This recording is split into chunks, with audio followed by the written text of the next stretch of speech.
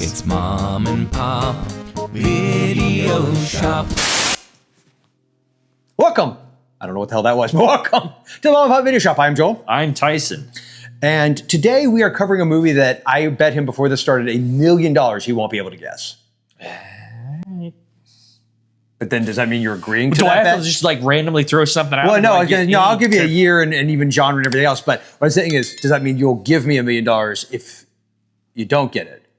No, but Then never mind, the bet's off. I think I can gift I can gift like a Columbia House. I'll bet him $1 million butterfly kisses. 1963. 63. Holy. Yeah. I'll call it a thriller. It's black and white. It's an indie, low budget movie. You ready for this? I'll give you where it takes place and who stars in it. I bet you still don't get it. Okay.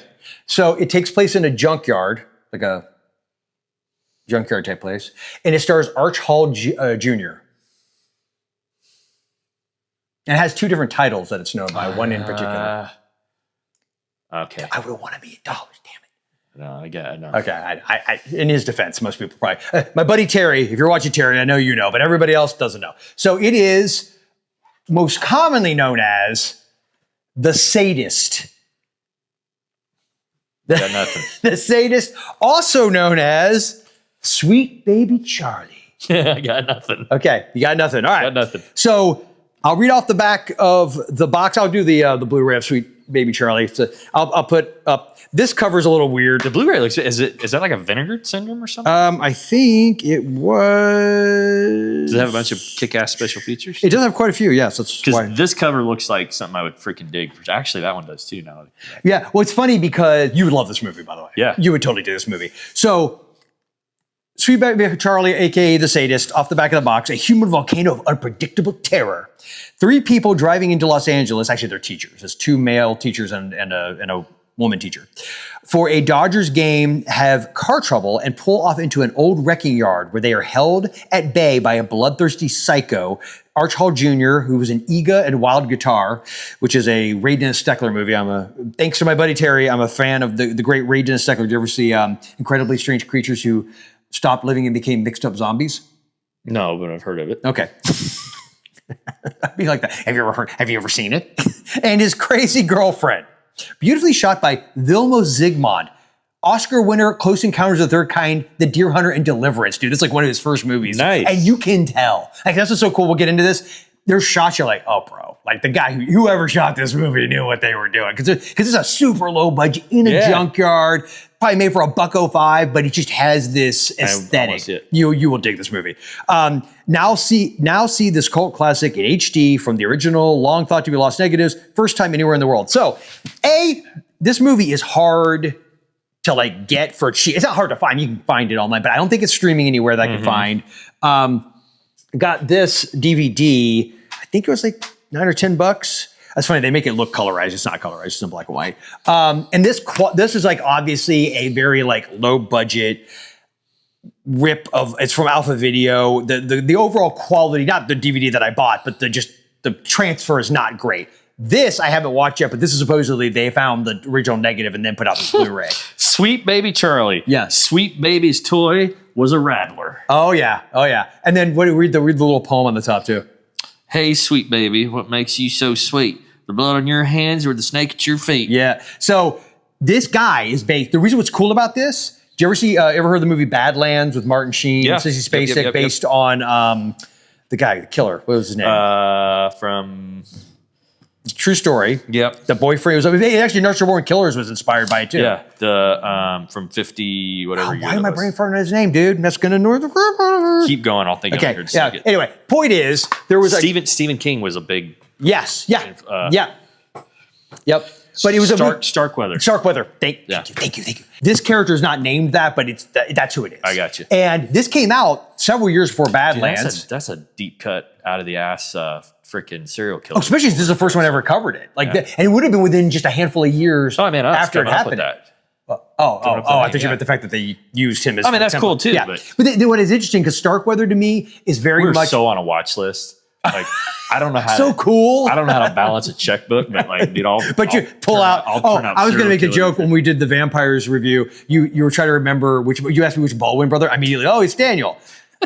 We watched Lincoln, the Spielberg Lincoln movie, because I'd never seen it. Oh yeah. I was like, okay, who's the guy? I was like, listening to every movie that the actor's been in. I'm like, okay, My Left Foot, There Will Be Blood. I'm like, listen. It's like, I couldn't remember freaking Daniel Day-Lewis to save my life, the name. But Daniel Baldwin, that I'll pull out of my ass. So anyway. But so The Sadist I had never seen. I am a fan of both Arch Hall Jr. and of this, I'll call this era of filmmaking because of my friend Terry, who produced the feature I made way back when. He turned me on to Ray Dennis Steckler. And what's cool is, so Vilmos Zsigmond first worked with Steckler, if I'm remembering that correctly, or that was one of his first gigs. And they also did a movie called Ega, which is a really cheeseball, bad MST3K level that Arch Hall was in. And then Wild Guitar, that was sort of, I think, meant to be like the vehicle that was going to make Arch Hall a star, because he was very like, he was like almost like an Elvis kind of movie, lots of singing, lots of, go-go dancers, that kind of crap. But this movie, dude, he's shockingly good. Like, you would see Ega and even Wild Guitar and you're like, this guy got this job because Arch Hall Sr. had lots of money and it was a producer and made sure his son got jobs.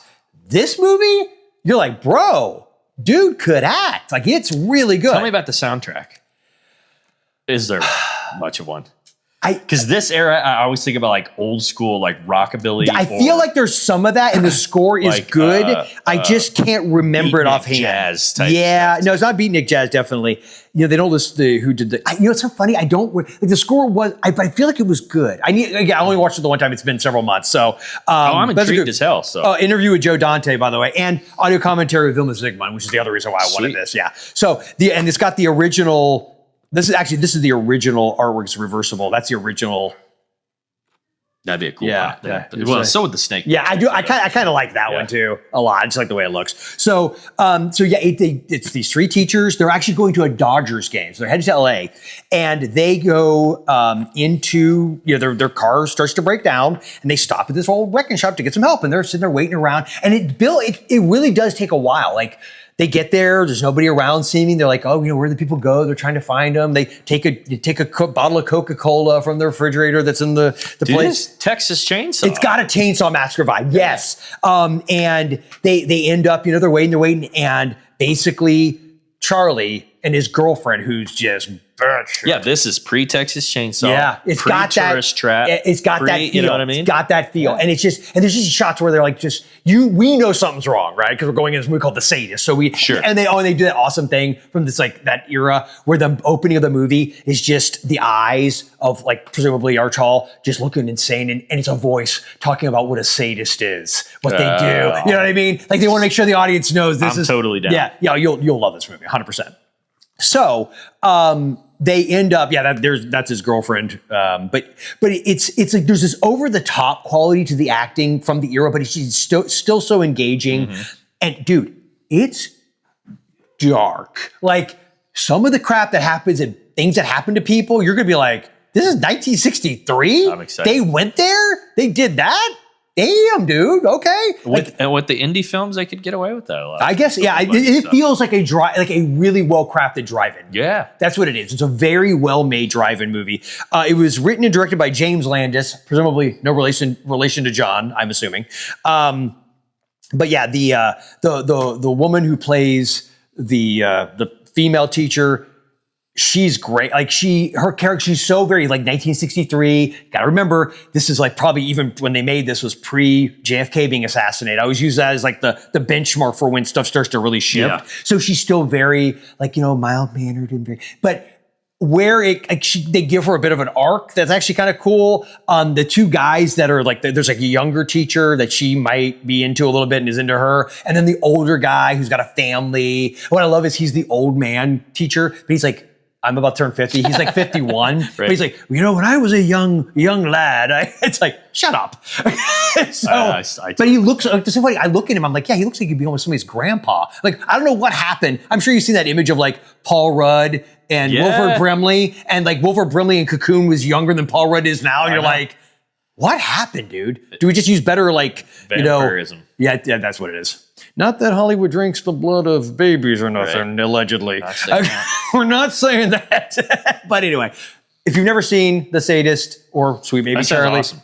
I think you dig it. It's if you like indie, black and white, raw, gritty, but with enough overacting to like never feel. It never feels this like isn't a gross. Tubi flick.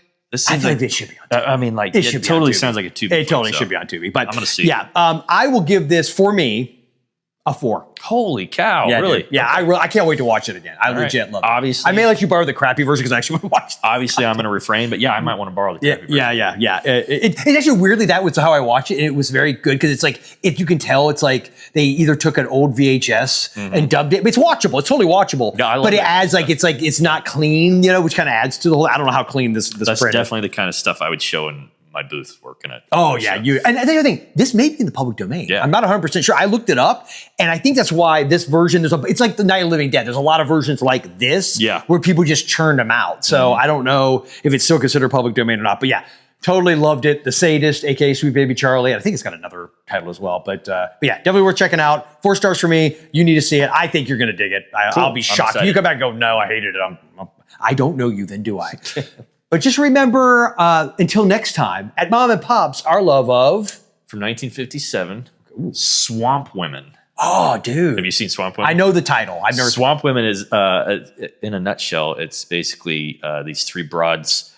They rob a bank and go to prison, and then another female cop goes undercover to break out of prison with them, to go out in the swamps and find the... Really? Oh my God, I want to see this. That's awesome. Yeah. Dude, I thought it was going to be one of those like monster movies about like women that are like swamp. No, it's like they're part alligator. No, it's like women criminals. Oh, dude, that sounds awesome. Yeah, that's perfect awesome. genre And connection. ironically, it is public domain. I believe it could, well, if it's not, I'm going to go into jail because I've been showing it in the booth lately, and I think you would dig it. So, Okay, cool. Swamp Women from 1957. Our love of it never stops. Mom and Pop.